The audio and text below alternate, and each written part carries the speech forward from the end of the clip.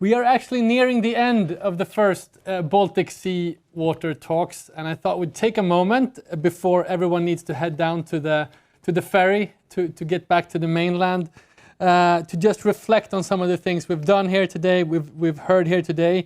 And I have the initial panel back here: Thomas Hjelm, Robert Cederlund, and David Nilsson. David, just your first impressions after this day. What are some of the things you've learned or thought about? Well, it's been a heck of a day, right? I feel great enthusiasm. I also feel a great deal of frustration. Okay. Actually. And we can come back to that. I can unpack those two. Good news, bad news. No, let's do it. Sort of. Go into it. Okay. So the enthusiasm that I'm really filled up with after this day is the fact that I hear the word passion coming up all the time. And I see it in the eyes of the people who are here and the ones that I'm talking to, that they really care about what's going on in the Baltic Sea, and they really want to do something about it. Okay. So that kind of is the thing that unites us. And I'm also impressed by what I've heard in many ways from all of the panelists and the presenters and so on. So there's obviously a wealth of knowledge and experience which is out there and which is largely untapped even to this moment, right? So this is the good part of it, isn't it? What worries me is that what happens when we leave this room? We are in this room together and online, and we're probably, just like I am, like filled with this energy, this sense of closeness to the issues, and we are getting to a point where we can understand each other. So then what happens when we leave the room and the kind of energy dissipates and we go back to our normal lives and so on and so forth? And I think that we are struggling with issues of, things that have been brought up also again and again, and that are communication issues, right? And the way we tell the stories when we think about change and what kind of narratives we have around that. And we were told by the private sector panel, if I say so, put a price tag on things, It's an extremely strong way of telling a story. That is, this is what you can gain, this is what you can lose, this is why I should get involved, this is what's at stake. I think there are other ways of telling these stories without necessarily involving price tags. You can appeal to emotions, you can appeal to other things, mega trends in society, whatever you call it.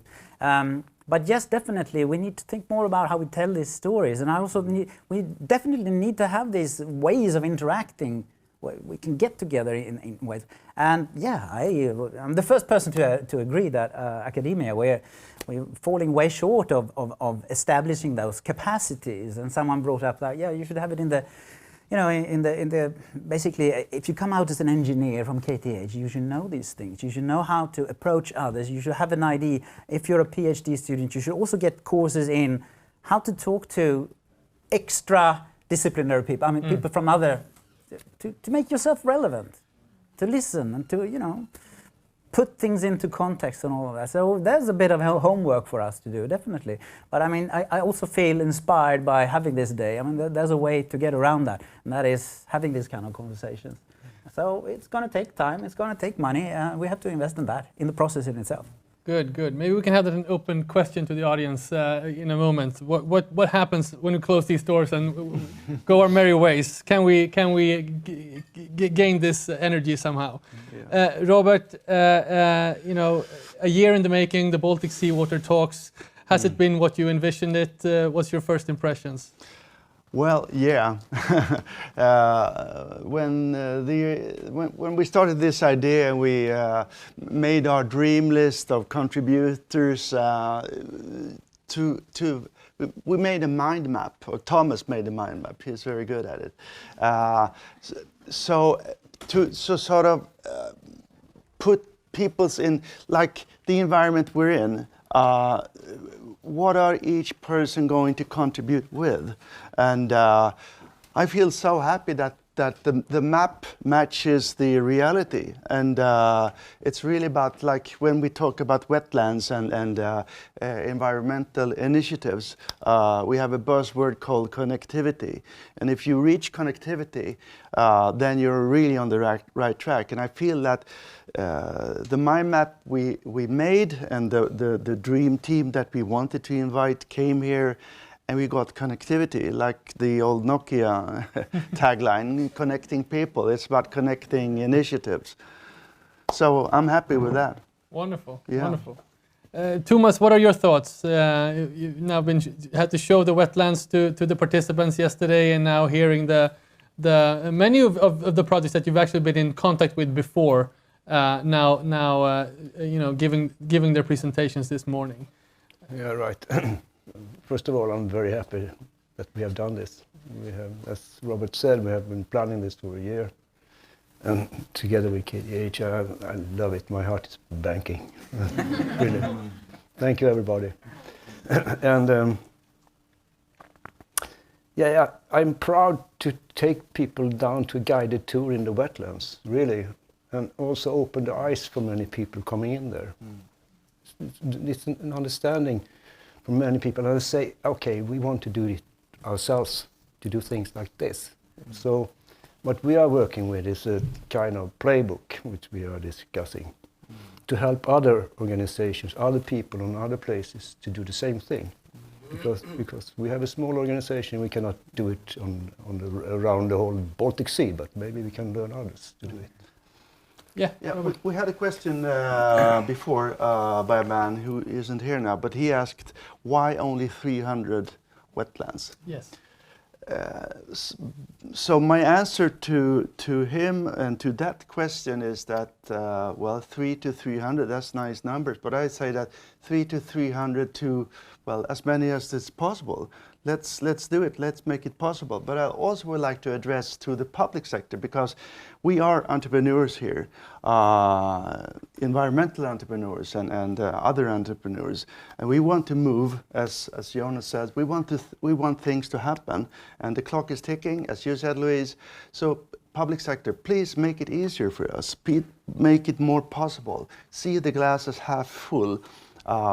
We're not trying to build more malls or more highways or something like that. We're trying to do something for the environment. So if we could make that easier, it will be easier for us to do this. Wonderful. It should be said also that we have had people listening in on the digital link. And I actually have a question that we need to take. I think it's for Thomas, that comes from Finland. Päivi Kipu Edlund from Finland asks, has the nutrient discharge to the Baltic Sea been monitored before and after the wetland projects on Ute? And if so, are there results to that? Sorry, not before, but during the process now, we have been in the process together with Gunnar. So she has been crawling around in the ditches, and we have been measuring everything. So we can see the effect. It's a very good effect of reducing the nutrients in the wetland. Right, good. And I think it goes to show also that there is a great interest in the topics we've discussed here and in these themes. And I would like to add that just me, I was actually quite nervous doing this assignment. I've been really proud to have been partnering up with the foundation and KTH for this. But mostly I come from more lifestyle worlds. I've been working with fashion and design, quite a little bit with architecture. So I was more felt best with massa. But I just want to say that the come back to this word passion, but the passion with which people are talking about these issues is so inspiring, and that is not something that you see everywhere. And definitely in other parts where you arrange these types of conferences, these types of talks, the issue of sustainability is top of mind in many different fields. I think here what's so inspiring is we see very concrete examples of ways forward. And of course, there are things to be improved. There are communications to be improved upon. There are many things to be done. but just to see these projects that are tangible and there are tangible directions that this can go is super inspiring. So that's something I'm going to bring with me from this. If I can add something on that note, basically, if you look historically over the great transformations that have happened in society, it's not like someone is sitting in a boardroom somewhere and drawing up this wonderful master plan, and now we're going to change the world. Okay, it has happened perhaps in I don't know, Soviet Union or something, but you know, change on a societal level always starts at the grassroots as well. It starts with people. It starts with doing small things, doing innovation, trying things out, failing, trying again, trying even harder, you know, not giving up. So it's that kind of, if we look at what we are doing now from that angle, I think that we are absolutely on the right path. And we shouldn't let ourselves be discouraged from the fact that we feel that, okay, change is not happening fast enough, or there is no great master plan for you know, arriving there by 2030 or 40 or 50 or whatever. It's like, it's not there, but it doesn't matter, you know. We still have to just keep on hitting our head against that wall and making that wall just a little bit higher for every step we're doing, you know. And then getting some band-aids from our friends or something. So I think it's kind of a wonderful experience. Yeah. Do we have any reflections from the participants, the audience here, before we wrap up? You know? I think you have done a fantastic work. Yeah.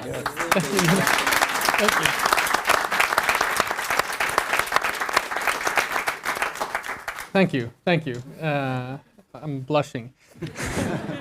So, focusing over to Baltic Sea Water Talks, Thomas and Robert, is this a one-off thing?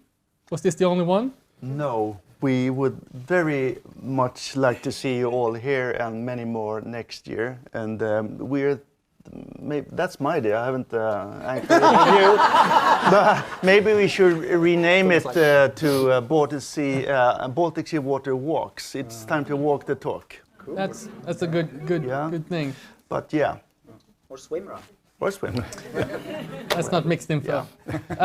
Creative guy, this. Anyways, it's been an honor to moderate this day with you guys. Thank you so much for your engagement and your thoughts and your insights. I think just keep connecting with each other. Follow the guys of Initiative Ute on their social media. I'm pushing them to set up their newsletter. I'm sure we can fix that soon enough. Also, it's been great connecting with KTH in this, and thank you to Ute Värdshus for hosting us. So, thank you all. Let's stay connected, and don't miss the ferry now. 16:35 back to the mainland. Okay.